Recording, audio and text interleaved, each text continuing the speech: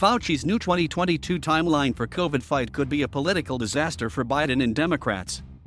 It also meant that Biden's best-laid plans of triumphing over the pandemic and riding an economic wave into the campaign for congressional election results in November next year now look at risk. A pandemic that stretches through another grim winter and beyond risks slowing the economic recovery on which Biden is relying for a strong performance next year. It could demoralize the public and trigger the kind of sour mood among the electorate that always spells danger for incumbents. Already, the president's personal approval ratings and public confidence in his management of the pandemic have been ebbing, according to recent NBC and CBS polls. Most Americans, encouraged by Biden himself, had already expected that kind of normality to be restored and may be in no mood to contemplate months more of deprivation. The spike in COVID-19 cases that has hit many areas of the country has already turned what was sold as a summer of freedom from the virus into a replay of some of the worst parts of the pandemic as hospitals throughout the South are overrun by COVID patients. And conservatives have already long ago turned against Fauci, one of the world's most respected public health experts, and he is a top target of right-wing media. But even the prospect that the end of the battle against COVID-19 could be many months away represents a nightmare political scenario for the president and his Democratic Party, already facing historic headwinds in trying to keep control of Congress. They will now face the possibility of having to do so in a nation even more exhausted by a crisis that has already cost more than 620,000 lives and that has become more politically divided by the virus every month it rages on. A new challenge for the president.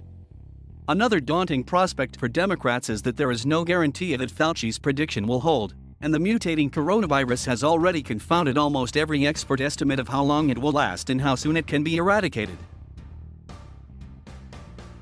Indeed, Fauci had originally predicted on Monday in an interview with NPR that if most of the people yet to be vaccinated signed up for their doses, the virus could be under control by fall 2022, more than a year from now. If it takes that long to get the situation under control, the president would have almost no breathing room until Election Day, when all of the House of Representatives and a third of the Senate are on the ballot. I meant to say spring of 2022, Fauci told Cooper. A darker scenario. But Biden's top public health lieutenant also caveated his prediction with some more unpleasant possibilities if vaccine take-up doesn't significantly increase. Fauci's comments overshadowed some rare good news on the pandemic. Cases among children are still rare, and severe cases among children are very, very rare, but I know that parents are thinking about their own kids. It's not as reassuring as anyone would like it to be, Biden said on Monday.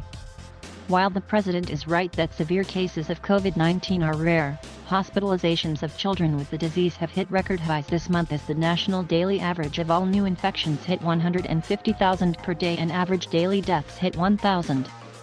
Anecdotally, many parents now have experience with kids or their friends testing positive for the much more infectious Delta variant.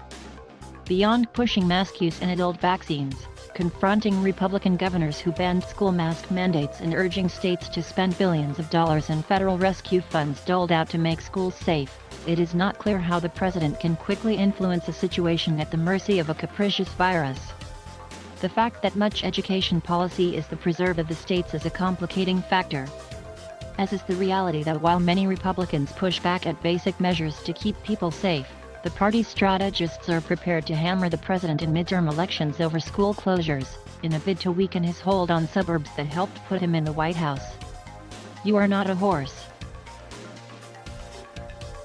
You are not a cow, the FDA said, in a tweet that boggled the mind but summed up the country's gaping political divisions over the crisis.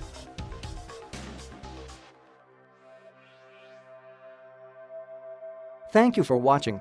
Please subscribe.